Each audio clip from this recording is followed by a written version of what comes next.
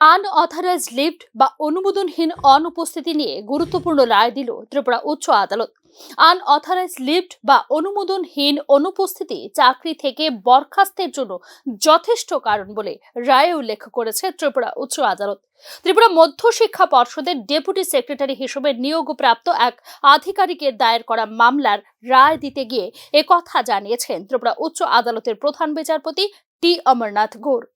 অনুমোদনহীন অনুপস্থিতির কারণে দপ্তর থেকে বরখাস্ত হবার পর চাকরিতে পুনর্বহালের দাবি করে ভারতের সংবিধানের 226 অনুচ্ছেদের অধীনে একটি রিট পিটিশন দাখিল করেন ত্রিপুরা মধ্য শিক্ষা পর্ষদের ওই আধিকারিক। 13 জুলাই 2021 তারিখ থেকে বকেয়া বেতন সুদ সমেত আদায়ের আবেদনও জানানো হয় রিট পিটিশনে।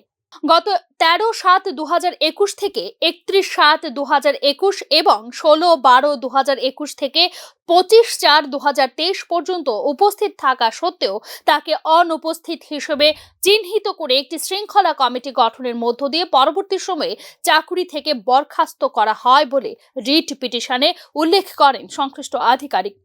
কিন্তু সব ধরনের নথিপত্র খতিয়ে দেখার পর শেষ পর্যন্ত অনুমোদনহীন অনুপস্থিতির কারণে দোষী সাব্যস্ত হন ত্রিপুরা মধ্য শিক্ষা পর্ষদের এই আধিকারিক। আবেদনকারীর অনুমোদিত অনুপস্থিতি তাকে চাকরি থেকে বরখাস্ত করার জন্য যথেষ্ট।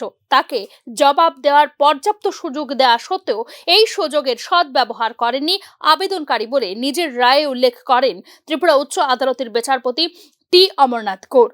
অনুমোদনহীন অনুপস্থিতি নিয়ে ত্রিপুরা উচ্চ আদালতের এই রায় আগামী দিনে বিভিন্ন দপ্তরের শৃঙ্খলা রক্ষায় গুরুত্বপূর্ণ পথ প্রদর্শক হিসেবে হবে বলে মনে করছেন সংশ্লিষ্ট তথ্যবিজ্ঞরা।